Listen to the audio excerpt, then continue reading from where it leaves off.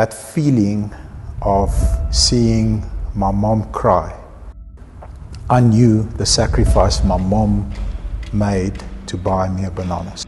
So growing up poor gave me that drive. I got to see at a very young age what not to do. Parts of different people and constructing this human that doesn't exist. And I played soccer for 2 years with the promise of a bursary. So you could have gone that way? Yes. If you really wanted to? Yes. So what stopped you? Hanging out with very wrong people stopped, and I got focused on working it. Sales is a process and can be taught. That unlocks something for me to say, okay, you are a crappy salesman, but there is content out there that you can go and listen to or watch or read that will get you into a position where you become a better salesman. Bobby, I actually can't believe you're sitting here. It's such an honor to have you here. Welcome to the AutoBiography. It's really nice to have you. I am at awe of your and your team's presence, my friend. I'm really excited. I can't believe I'm sitting here. I don't know if I deserve to sit here, but I'll give you my best. Absolutely deserve to sit here. So you're a car dealer, okay? And you're the first car dealer that we're interviewing. So it's going to be an interesting interview. But before we get there, I've got a couple of quick fire questions. Let's go. If you don't mind. So as fast as the answer comes to you, give me the answer. The first question is, if you were to trade places with anybody for one day, who would that be? For one day, only one day. So somebody on an island without a cell phone, just for one day. Doesn't matter who he is. Somebody healthy preferably. I don't want to feel pain. Just for one day without a phone, just to catch up on my beauty sleep, because I'm a few years behind on my beauty sleep. What's the best compliment you've ever received? The best compliment I've ever received was, thank you very much for the strategy you gave me this morning. It made me sell a vehicle, and it made me serve the customer better. What would you like to be better at? I would like to be a better communicator. What's the best piece of advice you've ever got? As much as it matters, it doesn't. What's the worst piece of advice you've ever got? Take things personally. That's interesting. Take things personally. Yeah, many people take things personally when they shouldn't. But I suppose it leads off that previous one. Yeah. It's not as important as you think it is. Yeah. So you're a car dealer. My first question is, why do car dealers have such a bad reputation? What is it? I think the industry is very unregulated in South Africa. Unregulated in the sense that you don't need to go through a pre-qualification criteria to open a car dealership. You need to go and register as a ABC Motors, open a bank account, get a lease on a property, and you're a car dealer. And from there on, it's no rules, anything goes. Let's go and make money. Let's go and put profit first. I think that's the first challenge. The second challenge is, I don't know of many industries where you can do things that are not with good intention and get away with them for as long as you can in the motor industry. Because, like I said, it goes back to regulation. If you sell a customer a lemon or a dud or a bad car, you knowing about it, of late you've got the CPA and so on, but those few rotten apples, just close the dealership down and resurface as a different car dealer with A, B, C, D, E, F motors, and here we go again. Now we're a little bit wiser, a little bit more street smart, so we will be better at conning people. And I think regulatory failure on the industry's part has opened up opportunity for car dealers to open up and do things that they shouldn't do and get away with it for a long period of time and be allowed to resurface over and over again. Now that's not Mit Mak Motors, and we'll get to Mit Mak Motors a little bit later on. But do you think it's a small percentage of the industry, or is it a couple of rotten apples that just make the entire used car industry look bad, or do you think this is a real thing? It's a very small percentage, very, very small. The industry is filled with amazing human beings, entrepreneurs that I've got so much respect for, that put it on the line every day, serve their customers, go out of their way to make sure that their staff is trained, they've got the right infrastructure, they've got the right marketing, they've got the right strategies, they've got the right approach, and they do things correctly. They are, hats off to all, probably 99.9% of car dealers out there that do it the right way. So let's switch to Bobby Petkov. Where did you grow up, Bobby? Grew up in Bulgaria, Eastern Europe. What's interesting about that is, I've said this before, it's one language, one culture, one color, and shit weather. that's Bulgaria. And my parents immigrated to South Africa when I was 8.5 years old.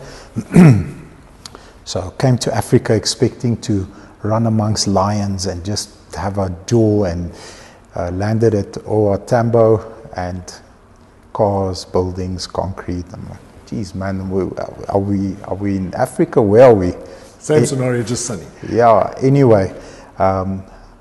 Came to South Africa, couldn't speak English, got hold a year back. There was a very nice program in the primary school where we went to. They had an immigrants class. So myself and probably 7, 8 other people, I just wish I could find them now. I've tried. I found 2 of the 8 people, but we were in an immigrant class, so for a year they taught us English.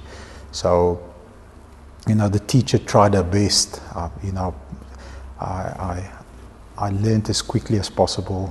That's why I said the one thing I wish I could do is become a better communicator. But after a year, they put us into the system, and that's why I had a mustache and a beard by the time I matriculated, because I was a year older than everybody. But loved every single second of life in Bulgaria. Spent a lot of time in the rural area with my grandfather, my uncle, herded sheep. So I've got those memories, which are my dearest memories that I hold. Grew up very poor there, very, very poor. So, I understand poverty. I understand what it smells like, what it tastes like, what it feels like, and that grey feeling that it brings you. And coming to South Africa, I was like, man, I met interesting people. I think it was probably 2nd or 3rd week where I met an Indian friend, and he had biryani that his mom sent with him in a lunchbox. And when he opened this lunchbox, I smelled this biryani for the first time.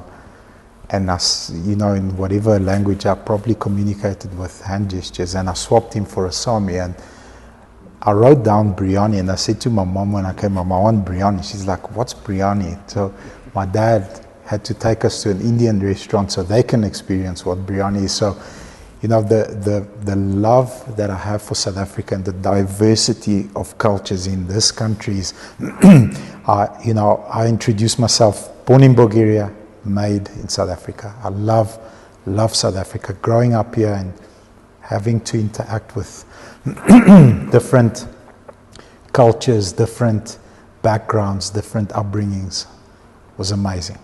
I like that. Born in Bulgaria, made in South Africa. It's almost like designed in California, made in assembled in China. That's what Apple says. Perfected in India now, recently. Hopefully.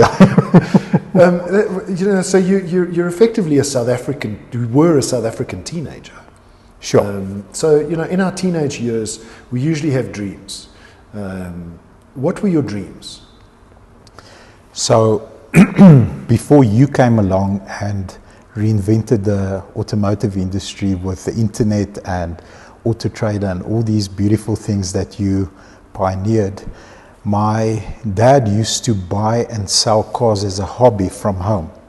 So what my job was, from the age of about 13, he figured out that, listen, from 12 years old, he's stealing my car, driving it around the neighborhood, 12, 13 years old. So let's use that tenacity for something. So from about 13, my job was to clean the car, valet the vehicle, make sure it's nice and clean and it smells good and it's serviced and brake pads are done, everything is good. And I would drive it out our complex, turn left to the main road, turn left again to the big road in Pretoria and park it there on the side of the road. So that's before we could advertise it digitally on Auto Trader. So I used to sit and pretend to do homework and interact with people at the side of the road after school every day. Yeah. And from the age of 13, I sold my first car, was a Dacia Bakkie, to a lady that stayed close to us in a neighborhood called Mamelodi, and she paid me cash at 13, trusted me, paid me cash. I drove the Bakkie to her home and she brought me back, and that's what I did from a very, very young age. I mean, it sounds like a regular Gary Vaynerchuk, like really hustling. Yeah, I really like Gary Vaynerchuk. Yeah, so for the purpose of this interview, I'm not going to speak like him because not every verb should be, addressed with an F first. But yeah, I enjoy that. I enjoy that Hustle. That feeling where I interact with people and I can serve you by selling you something that will serve you as well. I really do. I enjoy the hustle. So did you have, other dreams? Because, quite often, especially if you've grown up in a poor family and you've grown up, and you said earlier you grew up, very poor in Bulgaria, you look at the world and you have these dreams of grandeur. Yeah. Or did you not have those? So initially in my career, it was all about making money. So that feeling of seeing my mom cry because she has things to pay and she can't pay them right now because she doesn't have the money. The other feeling is, my friends know me and I eat a banana every day, every single day. It's a story that I've told to this day. Every day. We me and my running mate Vince is off camera. Before we climbed in his car, I bought 2 bananas and a Coke Zero. He had one, I had one. He's very healthy. He didn't have the Coke Zero, but to this day, and the reason for that is, in a cold European country, those years, the African and the exotic fruit were heavily expensive. It was like buying a kilogram of meat. So my mom could always afford, every second weekend, I would have a banana. So that was our treat, me and my sister. And I fell in love with bananas. And even till this day, I know that she sacrificed a lot for me and my sister to be able to have a banana because of the situation we were in. She was working 2 jobs. My dad was already in South Africa. He came to this country with $120. So that's another conversation that I've tried to have with him a couple of times. How does that, because my maths, I did fairly well at maths in school. My maths still can't process how do you live, sustain yourself, get a job, and then build a future for yourself with $120. So hopefully one day it tells me. But until this day, I knew the sacrifice my mom made to buy me a banana. So when I eat the banana, it does something weird to me. It says she went through all that crap for me and my sister, I'm blessed with all these opportunities, and I get to experience things, and I get to go through problems. And once I eat that banana, it doesn't matter how many problems are, coming my way the day. It's irrelevant. I'll solve them, because she went through a lot worse than I ever will understand. So it's okay. So growing up poor gave me that drive. So coming up at the age of 19, I'd already started working for a dealership.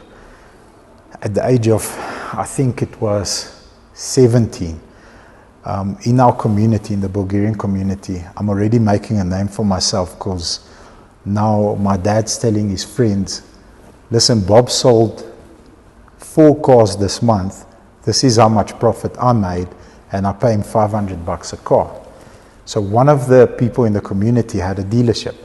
So he says, interesting. So how do you sell the car? So I don't know that I'm being interviewed the day. So I said, very easy.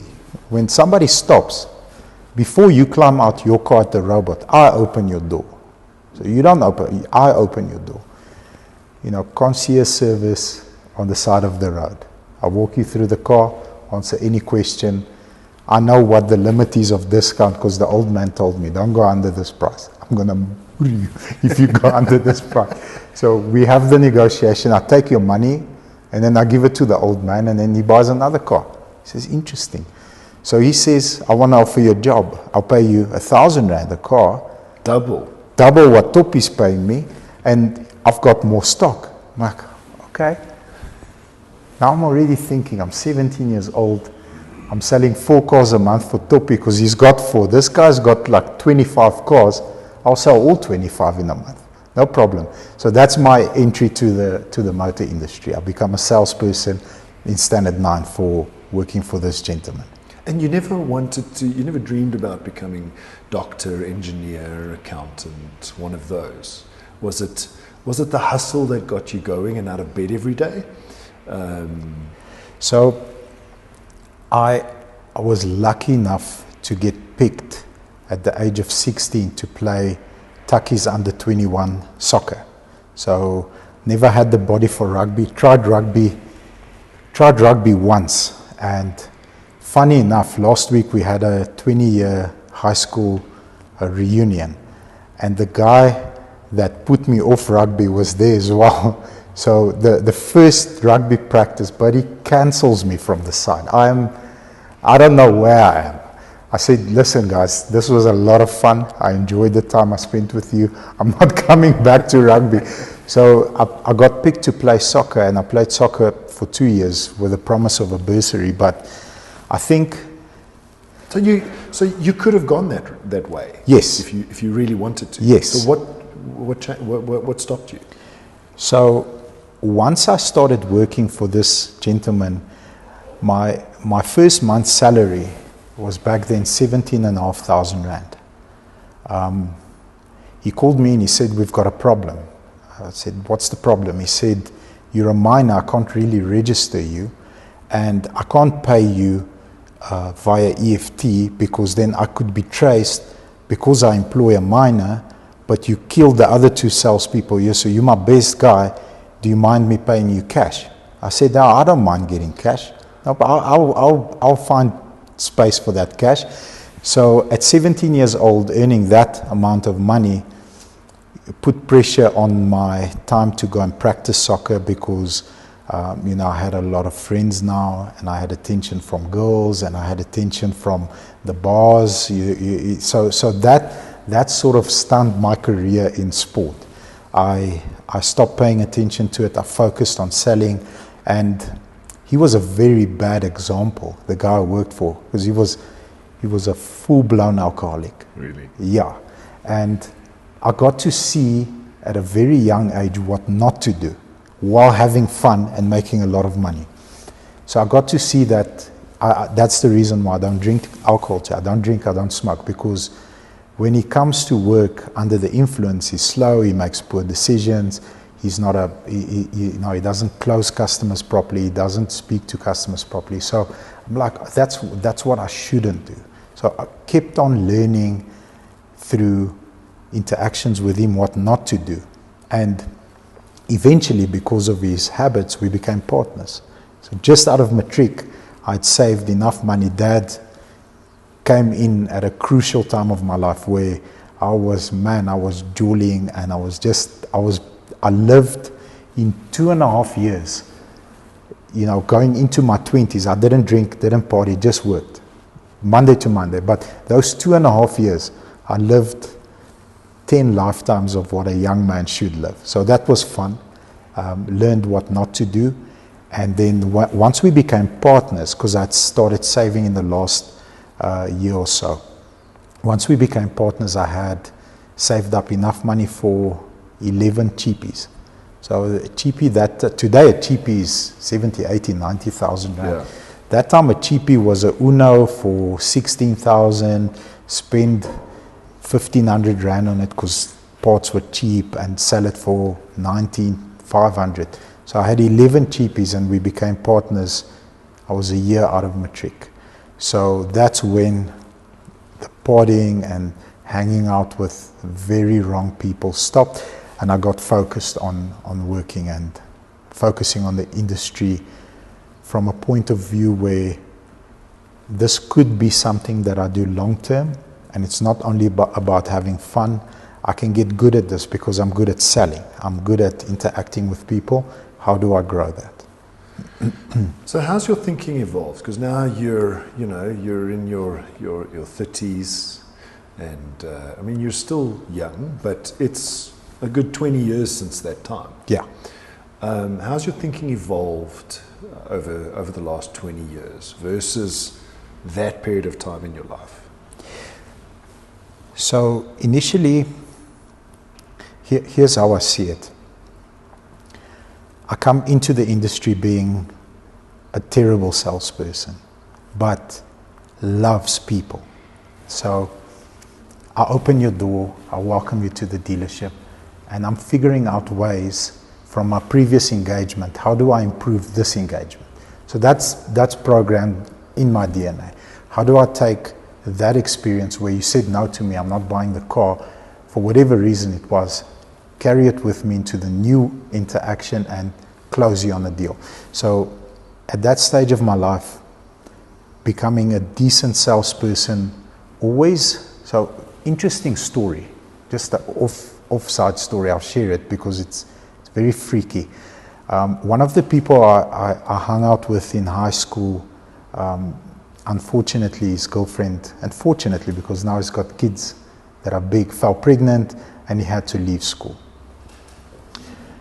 He went into a dark world where he did things that he was not supposed to do, that he's not proud of, and that he shouldn't have done. However, he comes to visit me the one day and he says to me, here is 10 CDs, an hour long each, that I think you ought to watch because it improved my ability to sell whatever he was selling, which was, by the way, legal. But I think that you can maybe get better at selling. I said, cool. I locked myself up, and I literally more than double my sales the next month. What was the magic bullet? So it was training done by Jordan Belfort on the straight line persuasion system. How to lead a customer from hello down a straight line to the time that he purchases. How to build rapport, how to sound sharp, how to grab attention within the first 3 seconds, because that's all you have. And it's an hour per CD, and I remember like it was yesterday. I watch 10 hours on Saturday, I wake up on Sunday and I watch 10 hours on Sunday, and Monday I go and sell like 3 or 4 cars. And then it just doubles. So that unlocks something for me to say, okay, you are a crappy salesman, but there is content out there that you can go and listen to or watch or read that will get you into a position where you become a better salesman. And that's how I've evolved in my career. From a crappy salesperson, become phenomenal at selling. as we all have egos, I need to see myself as a superior salesperson first before I have the moral authority to transfer the knowledge and teach someone my ways, which has proved by this is the amount of money that I've made over the last X period of time. If you resonate with this outcome, come to me, I'll teach you how to do it. Then, graduate to a horrible sales leader. Horrible. Because I'm trying to lead 2 or 3 different personalities with what drives me.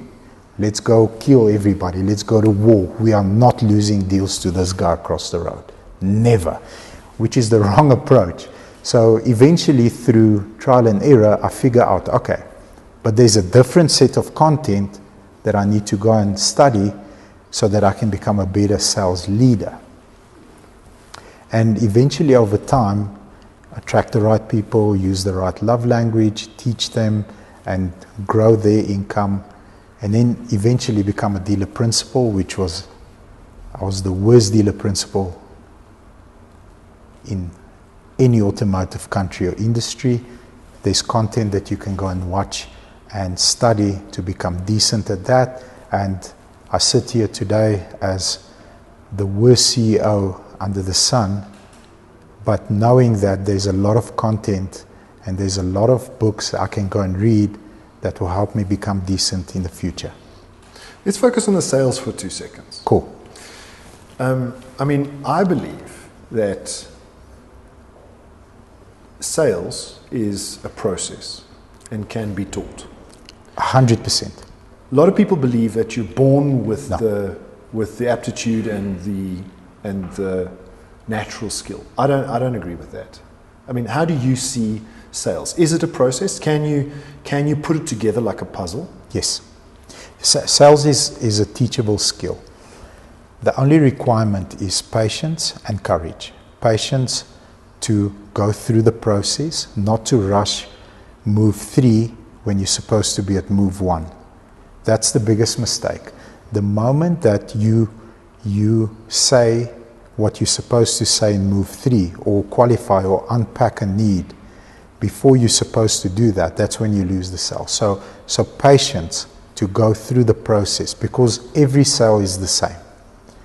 If I'm selling to young, old, man, woman, colored, black, white, Indian, Chinese, or alien, I want to sell to aliens, but I haven't been able to communicate with them. Maybe Elon can help us there, but every sale is the same.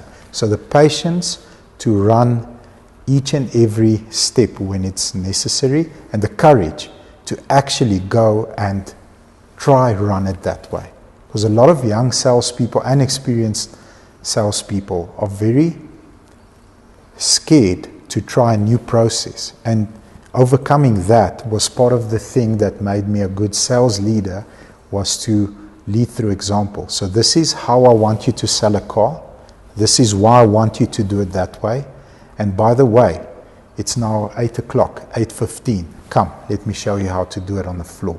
So I want to show you how to do it, why you need to do it that way, but I'm going to show you my version of it. And then you can go and develop your own style based on what I teach you. So patience to run the process, and the courage to actually try a new thing.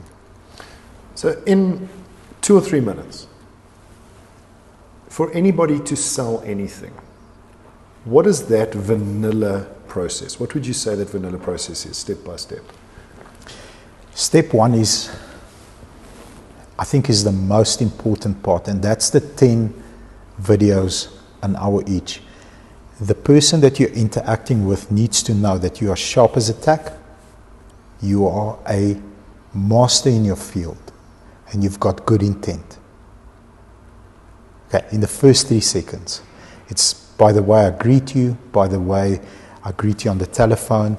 My intention needs to be communicated in 3 seconds, that I'm sharp as a tack, I'm extra sharp in what I do, I am the best at what I do, and I want to serve you.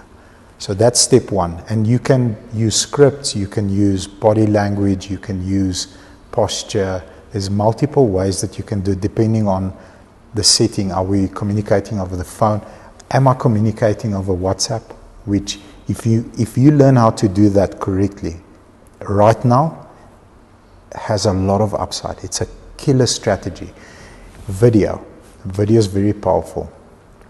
Voice note, very powerful. So that's step one. Step two is to exactly to the T understand what this vehicle needs to do for you and your family. But unpack it. And why is that important to you? That question is very important. So I need a vehicle that is light on fuel and that can take my kids to school and XYZ. Okay, why is that important to you? Because fuel prices have gone up and I travel 150 kilometers a day commuting on my route. Okay, great. Then you need to identify what the pain points are. So what is it about your current vehicle that you like to make sure the new vehicle will align with what you currently like, and what is it about your current vehicle that you dislike? So using the pain point to reassure that that person is making the correct decision. That's where the rotten apples sometimes get it right, using the pain point to push their own agenda, but using the pain point to make sure that this is a perfect fit for you and your family, and then closing that customer based off of the information they gave you, not information that you are pushing the agenda on, is the most powerful way to sell. You know what I didn't hear in any of that, which is, I think the mistake that a lot of people make is they talk about their product too early. Not once did you talk about the product until the close. All of those steps were finding out about the customer, their pain points, the likes and dislikes of their current car, what they want, as opposed to this product is the best product for you. So perfect example I use in my training when you're not there. So I use this piece of data that you've given me. The entry point on AutoTrader is a BMW 3 Series. And the exit point is what? It's a Polo. Okay. Well, that's actually true. I know. Yes. Oh.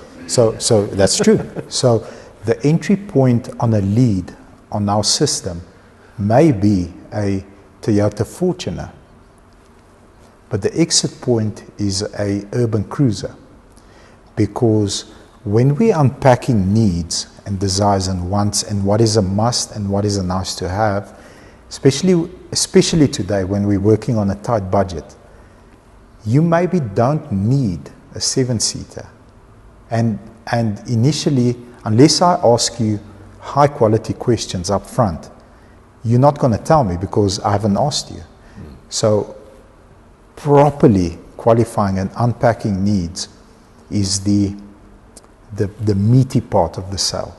The close is also a teachable skill, but the close is we are going for a no. So I'm going to close you now, but I'm going to look for a no, because you have to object. I've got a weird way of training salespeople. If you do a closing call and the customer, so there's one of two options. The customer says yes on the closing call. Either you're getting better, so you need to tell me, whatever you're teaching me in the morning, Bobs, I'm getting better, or you got lucky and you're not getting paid for the call. Which one of them is it? No, I'm getting better. I'm like, you better be getting better. So the close, for most salespeople, when they get a no, it's like, oh, damn it, man, this, and there's a million excuses, but it's the customer's fault. Well, who else? But I see it as, on the close, I'm going to uncover something that either you didn't tell me or I didn't unpack with you earlier, because then if I get that final objection or buying belief, whatever it is that's stopping you from taking action, whether it's the car, the timing, the product, or me, sometimes it's me. When I get that, then on the second closing call, we've handled everything and you're buying because it's the best thing for you and your family, not for me.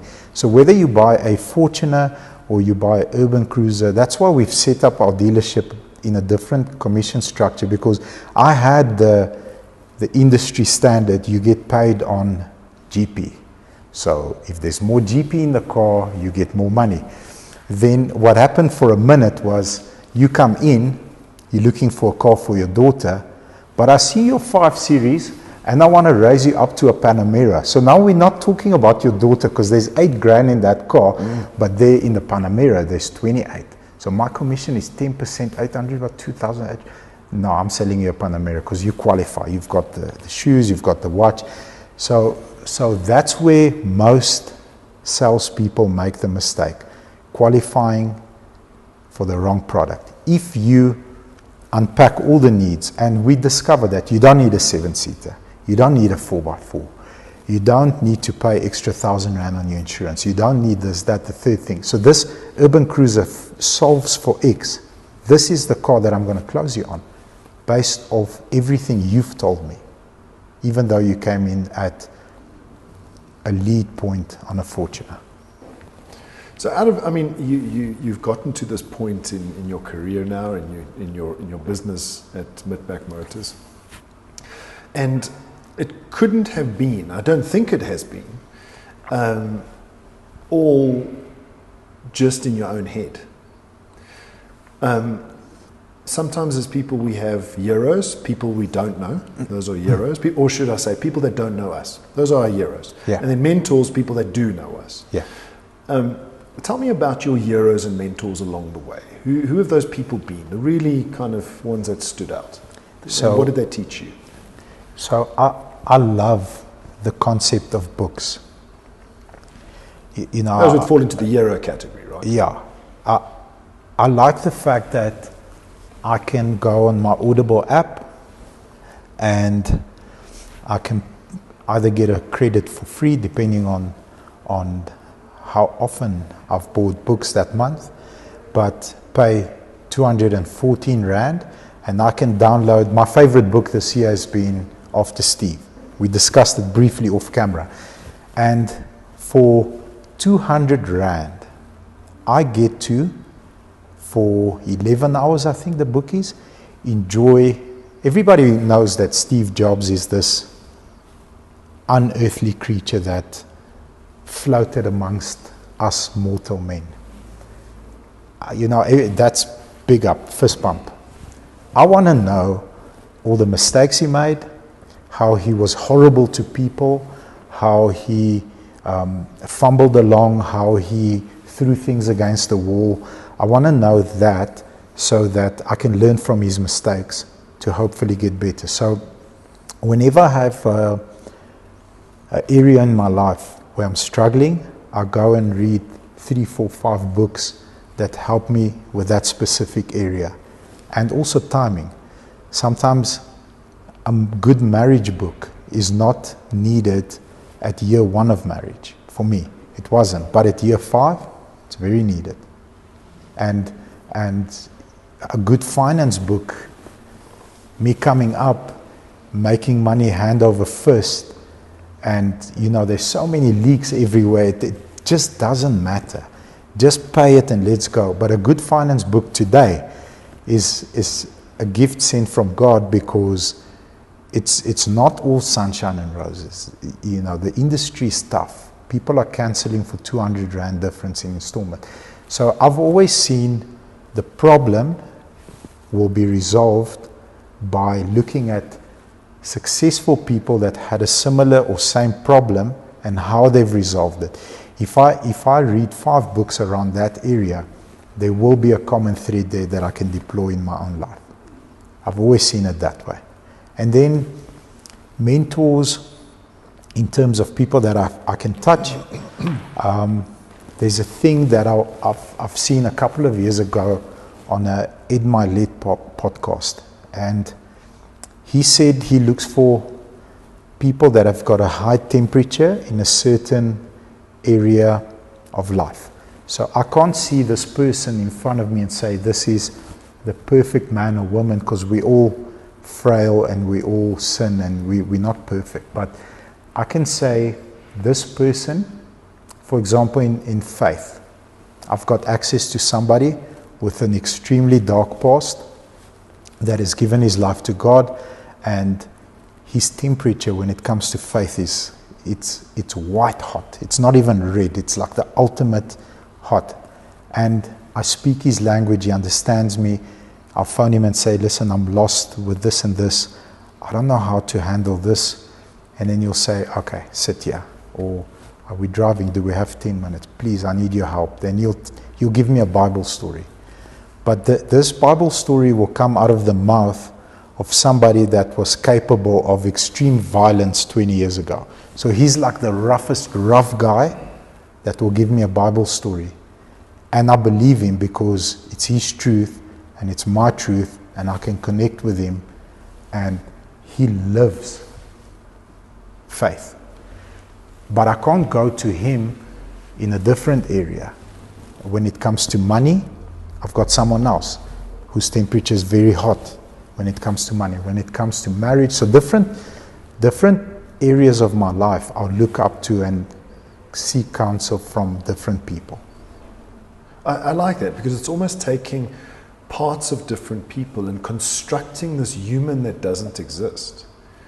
That you can go to those different parts of those individuals, because there's no perfect human. Whether it's Elon or not, I don't know, but I don't even think he's perfect. So your description of your mentors across time is taking those bits of different people. Yeah. And I've got a problem now. This is the problem. That's the person that can solve my problem or give me advice to solve the problem. Yeah.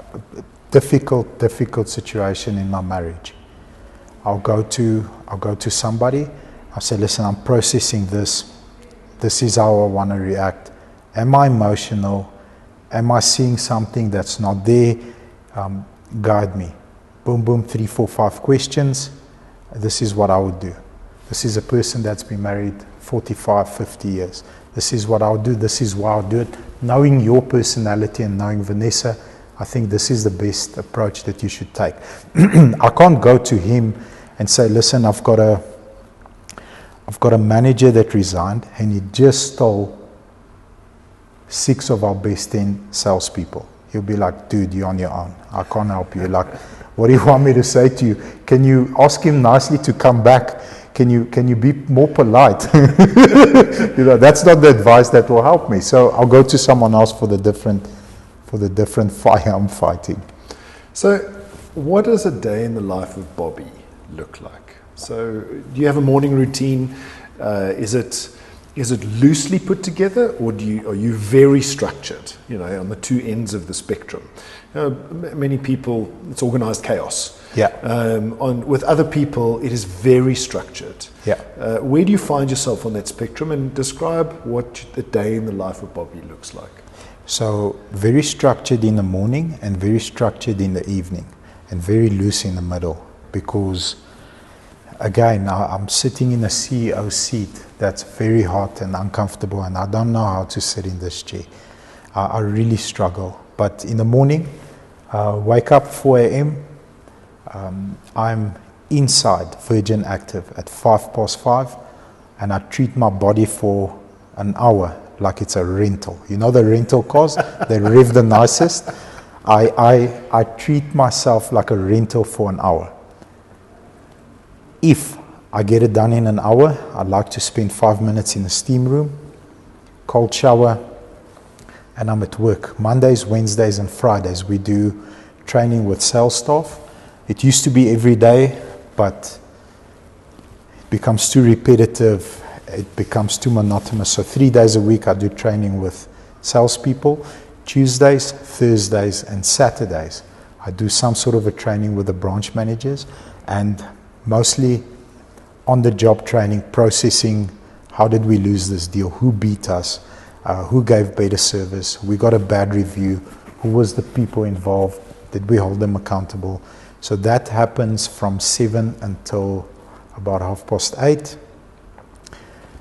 There's probably 3 coffees in that period, 3 coffees at least. So 8:30. Yeah. So if they ever pull me over and check, for blood in my coffee, they'll probably find very little.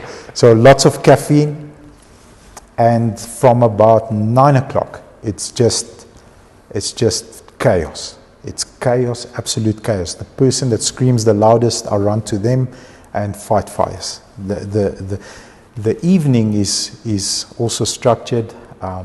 Try to leave home before my wife screams on the phone, so about 5 minutes before I know when it's about to happen. Just joking, she doesn't scream. But when I get home, there's a routine, very strict. I never go into the house with me on the phone, but on my way home, I will phone 4 people every night. 4 people that get a call from me, and process just 5 minutes. How are you? How was your day? Good, bad, and ugly. That's my question. What was good? What was bad? What was ugly? So when we speak, it's 1 call. So when me and you speak, it's 1 call, yes, sir. But I'm fortunate enough to have more than 5 minutes on a call with you. But phone 4 people, get home. Phone is facing down on the table, and then just a good 30 to 45 minutes with my wife, just engaging. How was your day? Good, bad, and ugly. Hope she doesn't watch this, because I say to her this: you're the only person, babe, that I have this conversation with. You're the only person in the last 10 minutes. Yes. But good, bad, and ugly with my wife. What are your challenges at work? How did you handle them? What do you think the future holds? So 45 minutes, have supper, and then just unwind. And in the last 30 minutes of my day, I work. So I'll prepare the next morning's lesson, or I'll find content on something that we currently have a problem with, so that we can learn on how to improve there. And very hot shower, very, very hot, till my skin is red, and I sleep in a cold room. I've started doing that recently, and it's helped me sleep better. So that gets me onto this health journey. How important is, because I mean, it sounds to me like, Bobby, you're the kind of machine that works 14 hours a day? 14 hours is about right, yes, sir. 14 hours a day. So you get done probably 50% more than the average human being that works maybe 8 or 9 hours a day. So by the time you're halfway through the year, everyone else is still on month 3. So that much intensity causes burnout. You've never struck me as the person that is about to crash. I've never seen that kind of, oh, Bobby's about to fall off the bus here. So how important is health and fitness? Take me through your journey of being unhealthy, if you ever were. Very unhealthy. Not long ago, like yesterday. What caused the switch? Yeah. And how has it benefited you? What are the changes you've seen and felt? So, depending on when this interview is, exactly 20 months ago. So that's Jan 2022. We're growing. There's a million things breaking. We grew at a stage unsustainably. So hyper focus on sales, less focus on support structure, meaning a lot of pressure on F&I, a lot of pressure on workshop, a lot of pressure on recon department, a lot of pressure on buying to sustain the sales. And because things are breaking so much, I don't have time for my health, in my mind. I find myself about 25, 28 kgs overweight, and one afternoon at 4 p.m., never ever said this to anyone, I've shared it with maybe 2 or 3 people. At 4 p.m., my phone doesn't stop. There's a resignation, there is a customer that's screaming because of whatever, speaky, whatever. There is a unhappy employee, there's a manager that's acting out of line. And at 4 p.m., I don't have the energy to deal with everything. I said, it's not a burnout, I know what I have inside is not enough to give everybody. I need to choose 2 people. The rest, it just needs to happen. It is what it is. And never in my life have I thought of, I don't have control over that. I have control over everything. I'm going to fix you, and then you, and then whatever's going on here, we're going to fix together. But on that specific day, I feel, okay, these 3 things can break. I don't care. I don't have energy for you. I'm going to just focus on these 2. And then I put my hands on my head and I say, I can't deal with so much things at the same time. I reach out to a guy by the name of Jock, who has bought cars from us and is a family member, relative to my running mate, to Vince. We'll link him below. Yeah, we'll link him below. And I say to him, listen, I need your help. You're a fitness guy. You're a business coach. You look good. He's got a phenomenal body. Yeah, I'm like, I've met Jock. Geez, bro, do you have a license for those guns? Do you carry it in your pocket? So how do I get more energy? So what do you want? I want energy. I don't want your biceps. I'm married. I don't need that attention. That's your job, so you need to have that. I want energy. I want stamina. I want to help him, and put on the main group. Who else needs help? Because I'm here for you. Come to me now. Okay, cool. What do you have to do? You need to commit to me. You need to eat this. Say, I don't care. You tell me what I need to do. If you can give me energy, I'll do it. And go through this beautiful transformation process. 12 weeks, I lose 20 kilos. In essence, what was it? How drastic was your diet change? No, immediate. So part of the SOP in the evening was the ice cream. So I used to say to myself, if I buy, those packs of 6 Magnums, but the mini ones, the mini is not bad because I wash it down with sparkling water. So the mini is fine. So SOP, before I go to bed, I have an ice cream. So that Sunday, I have my last one. My wife says to me, you can't eat that junk from tomorrow. I said, yes. And I remember it like my last cigarette. It's the best thing I've ever done in my life. But it's in the past. The next morning, 5 a.m. in the gym, eating exactly what he told me for 12 weeks, measuring my food. And he said to me, for 12 weeks you will, thereafter you don't need to. But for 12 weeks you have to. And once I saw week 3 at 6 o'clock, I started asking, who's next? Like, who's next? Who needs me? Who needs me next? And that really changed the way I think about my health. I need to put my health first before anybody else or anything else. Then I get to give more to the rest of the team. So it's not the other way around. I mean, to have this kind of energy, you have to look after your body. Yeah, but, Vince says Virgin Active is a pyramid scheme.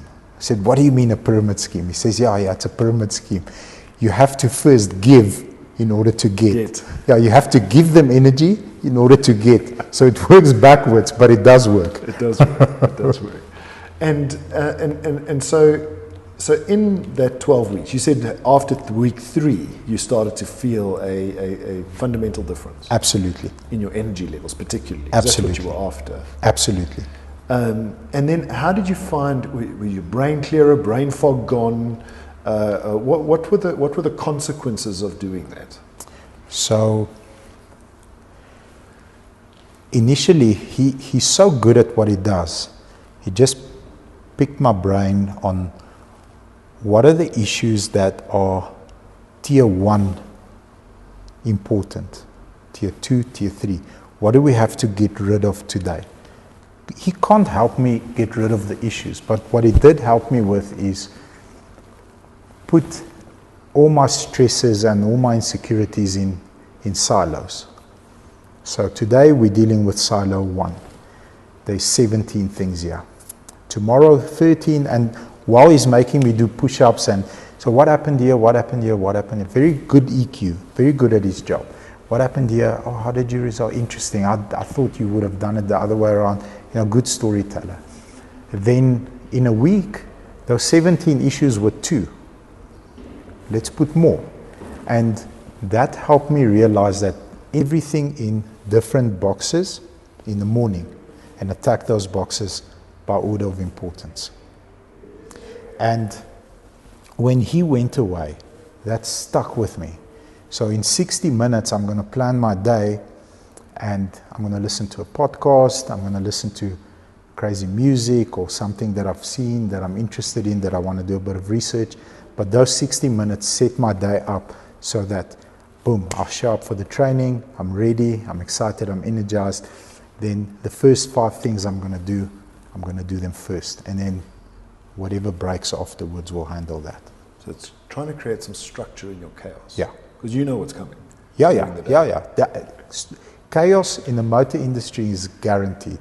Yeah, I'm only 17, and that's why I've got all this grey hairs. I'm just joking now. But chaos is, I think, in any industry. Well, I mean, in terms of winning, you can't, in my opinion, my humble opinion, you can't work 7 or 8 hours a day and outwork the next guy. It's very difficult to do. Maybe in some instances you can, but it's very difficult to do because all of us are of average intelligence. Yeah. We're a little bit more intelligent, a little bit less intelligent. But the thing that changes the game is how much you can put in, the work you can put in. And that's what you've done. You've taken health and fitness as the basis for putting in those 14 hours. Because you can do so much more than everybody else. Absolutely. I think, and engaging salespeople every day where... It's energy draining. Yeah, and on your point, some salespeople are very comfortable with selling only 10 cars a month, or only 8 cars a month. And that's fine. That's the sales... 80-20. Yeah, that's the sales leader version of Bobby. Many fights and heated discussions and terrible conversations later. That's fine, but be prepared for the guy that is willing to lap you and do 18 and shove it in your face the whole time. Be prepared for him. If you're comfortable getting that heat and being happy at 8, more power to you. I'm your fan. But if you're not, and you're going to give heat back, but he laps you in terms of amount of calls, amount of apps, and the input that he gives, and you're not comfortable, well, you can do something about it. You mentioned at the beginning that one of the things that you want to be better at is communication. How do you think about communication? What is in your business at Mit Mak Motors, what is the structure, the process? Because sales, like we said in the beginning, sales is a process and can be taught. Yeah. Is communication a process? Can it be taught, or is it natural? What are the challenges in communication, and what ensures communication is successful? It's a very good question, and I think it's a 2-part answer. Communicating to the correct level, meaning I need to engage a room, for example, typically 40 salespeople in the training session every morning. I need to engage this room, and I need to keep the attention of a newbie, a middle sort of up-and-comer, and a killer. And then I've got 2 serial killers in the room. I call them serial killers because I can start and bank 15 cars on those 2 guys. It doesn't. They can break both legs, go into hospital, have surgery, be in a coma for 3.5 weeks. I'm banking 15 because they're serial killers. So that's how I rank them. But the first part of communication is engaging the room where these 2 individuals in the room are engaged, and I'm teaching them stuff, and I'm selling myself to them. They believe in me and what I can do for their future and their income, while I'm doing the same for him and for him. So that part is tricky because the language that you need to use over a 45-minute lesson needs to speak to him, him, and him. And in 5 minutes, it needs to speak to him, him, and him. And at minute 18 it needs to. So that's the first part of communication. The second part is knowing how to communicate to different communities. I go in the F&I office and I say to them, team, gang, without an F&I department, there is no Mit Mak. The reason why we exist is because you are phenomenal at compliance and you are phenomenal at adding value to customers' lives through value-added products, protecting their wives and spouses with credit life and top-up cover and all sorts of products. So without you, there is no Mit Mak. So thank you, appreciate you, have a power day. Walking out and going into a buying office and having the same conversation, because without the buyers, there is no Mit Mak. What are we going to sell? Hopes and dreams. And the challenge comes when, for me, when I come out of a sales environment, which is high energy, sorry to say, sometimes a few F-bombs, high fives, there's just the level of effort in that setting is very high. Have to come out of that and go and spend time with the accounts department, who don't get commission, who don't normally have the bubbly personalities of salespeople, who are very process driven. If I put my bottle of water slightly off center, I know it irritates them. So having the self-awareness to carry different communication messages into different rooms and reaching people at different levels makes it something that I hopefully one day will become decent at. So, you and I have never spoken about this. So the way I articulate that is a leader needs to be a chameleon. A chameleon? Yes. Yes. I agree, yes. Every person that leader is in front of requires a different person. Yes. To present themselves. So yes. That's what you're saying, is if you present yourself to a finance person, Bobby is a different chameleon. 100%. If you present yourself to a salesperson, you're a different chameleon.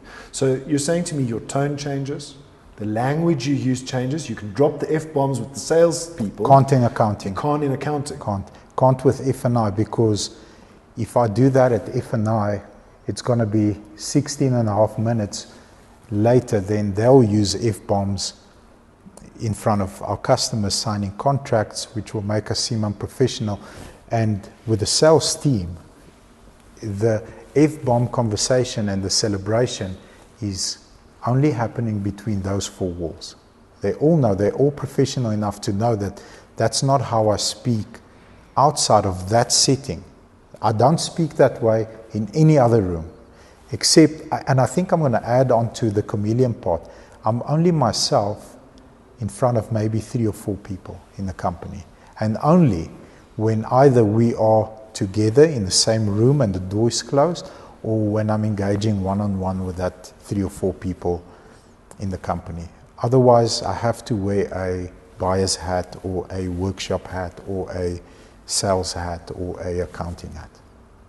Do you think it's being fake, or do you think it's just that part of your personality rising to the surface? Because I don't think it's being fake. I think it's just, as a leader, you have to be multifaceted.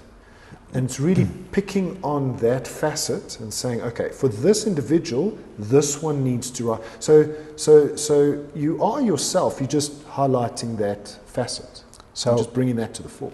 I think going back to the temperature person, the person that's very high on the faith temperature has a persona and a love language that I resonate to. And I try to be the temperature for the sales team. I try to be the light at the end of the tunnel for accounts, because all they do, I'll probably jump off like at least a 3-story building if I have to do creditors and debtors all day. The world of respect for those people. I've got if I see a spreadsheet, I get seasick. I'm like, hold on to my freaking chair. Like, can someone help me with this thing? Can you put it in a PDF, please? So I need to be I can't zoom. You know, my wife, I tell her, just fix this bloody thing. She's like, easy, click, click, click, click. Did you see? I said, yes. I said, go away. I save it or I screenshot it, and then I try and figure it out and delete it. I'll work off the screenshot. But I have to be the hot temperature for accounts. Say, listen, guys, did you know that we've got a competition this Friday? That's a sidestep competition in the coffee shop. Vince and the team are running it. Do you think that's exciting? Do you think there's a clear winner? Who looks athletic to you in this company? Oh, we think this person will do pretty well. Are you guys excited? Yeah, we're pretty excited. And I always try and pull them in to have some of the fun so that hopefully they see me as a person with a high temperature when it comes to their department. Moving to what it takes to be a successful person in business, what skills do you think need to exist? So let me preface that by speaking about, that killer instinct. So when somebody has a killer instinct and being able to bridle that killer instinct versus having to force a killer instinct is one of the skills you and I have often spoken about. Yeah. Including that, what other skills make a successful person in business and then ultimately make successful leaders?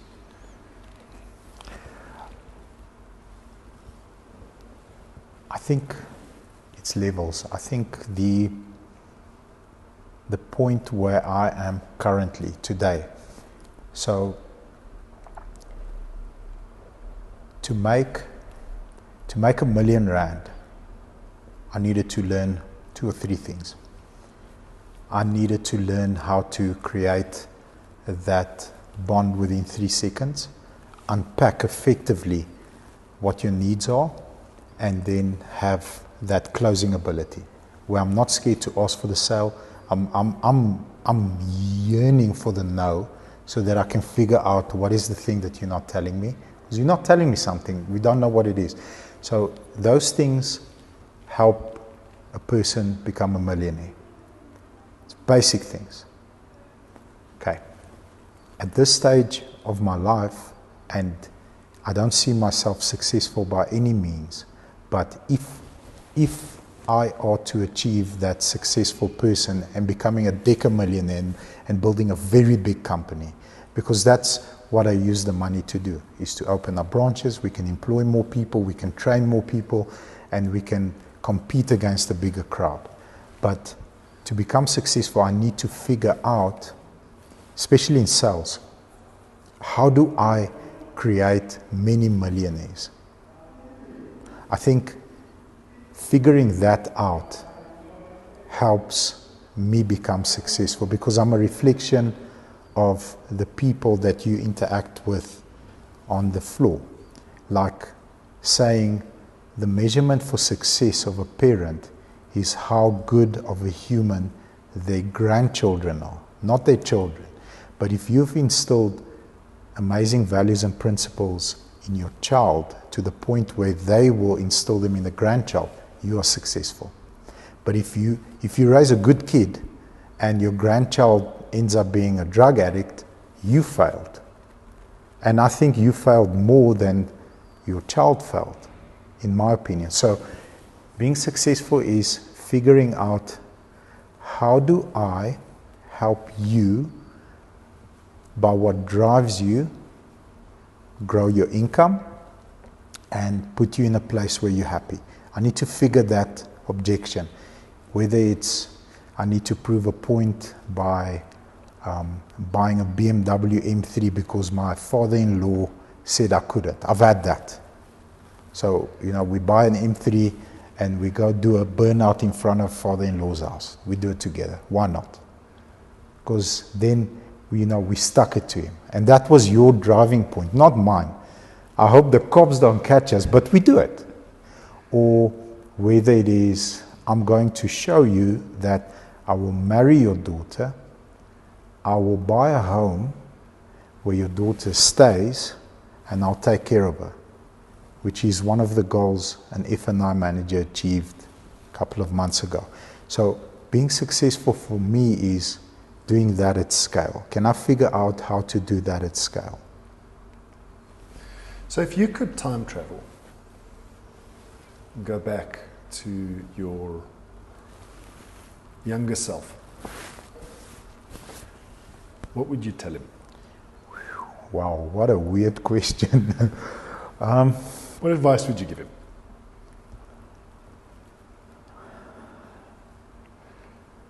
Download Audible 10 years before you did. Try and read, at least at my younger age, try and read at least a book a month.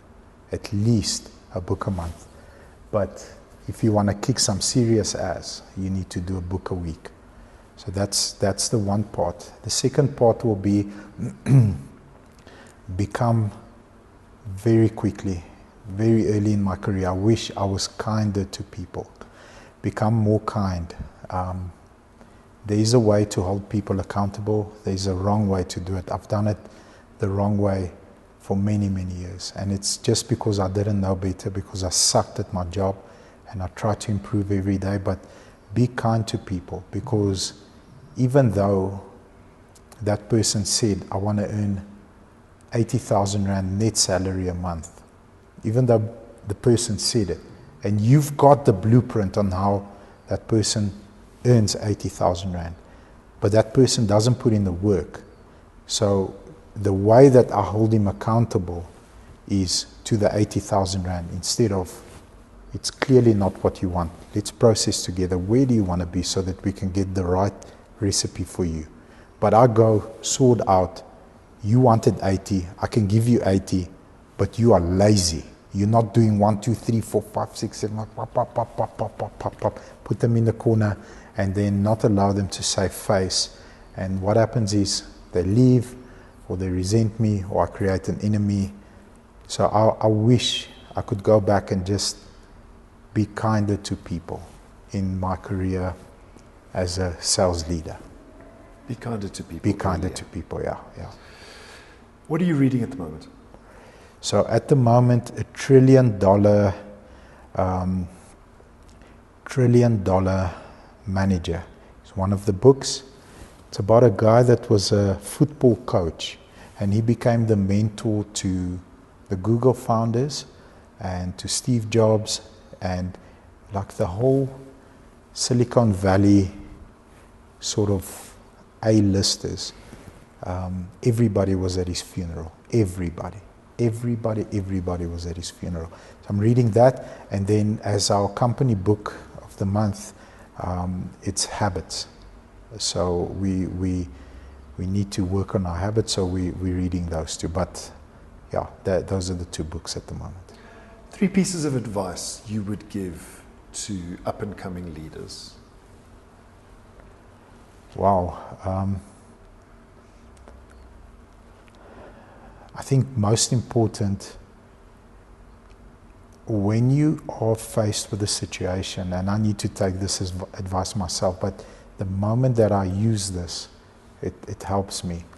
So I watched a Bill Clinton leadership course.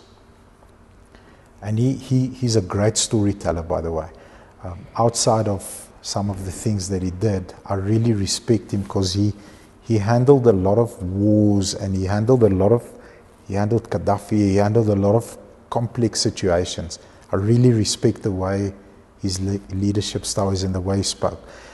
But he says, if you fall off a bicycle, okay, you get up. Sometimes it's just a scrape on your knee, and it needs the Americans call it a Band-Aid. So it needs a plaster, but sometimes it needs surgery.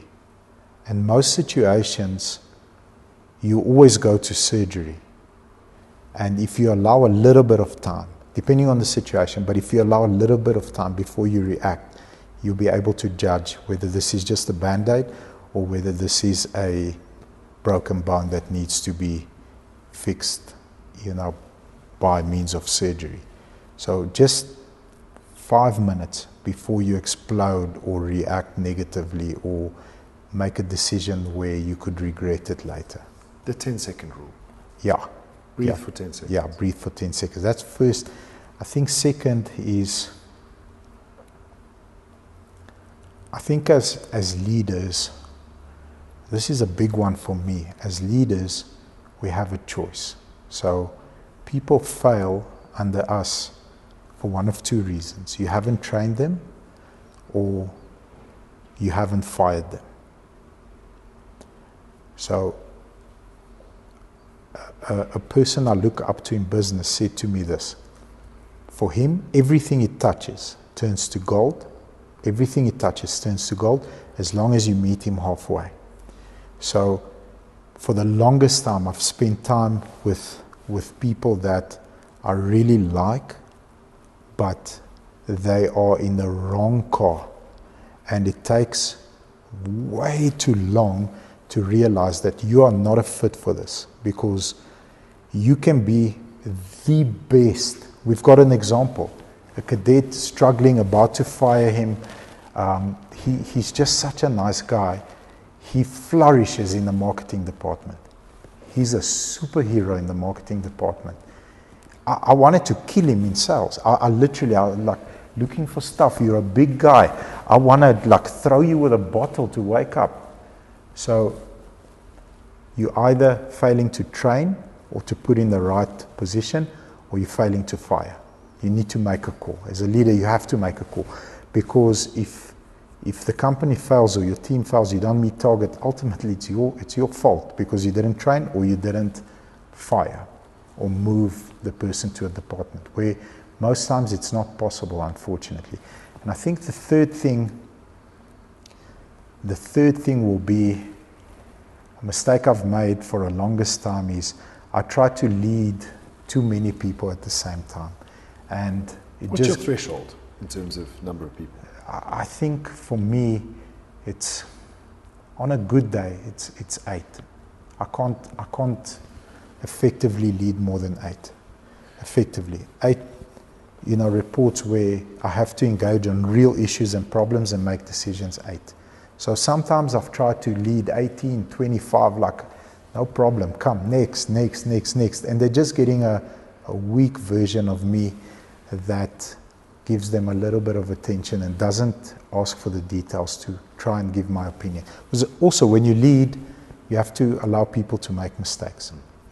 And if you give your input, a mistake happens, we can reevaluate that. I give you wrong advice, did you not execute it the right way, where we're failing, readjust, and then test. But if you're doing that with 25 people, you simply can't. I don't think so. At AutoTrader, we do a very similar thing. We don't like more than 8 line reports. 8 is 8 your number 8. As well. So it's amazing that you said 8, because that's my belief. I don't have more. I've had more than 8 direct people reporting to me, but it's uncomfortable. It's very uncomfortable. Then very finally, Bobby, and it's been an absolute pleasure having you here. If you could change careers in the snap of a finger, sure, what would you do? So anything you want. My first true love is automotive. My second true love is marketing. That's why me and Vince are running mates, because he heads up marketing, and I'm absolutely jealous of his job every day. I'm publicly jealous. He's got the coolest job. He interacts with creatives. He interacts with people that are constantly bringing new, fresh ideas. What do you think here? What do you think here? What do you think here? Where, in sales, it's mostly pain. It's mostly pain. But marketing. That's my career jump if I were to make one. Well, it's been an absolute pleasure, Bobby. Really appreciate it. Appreciate your time.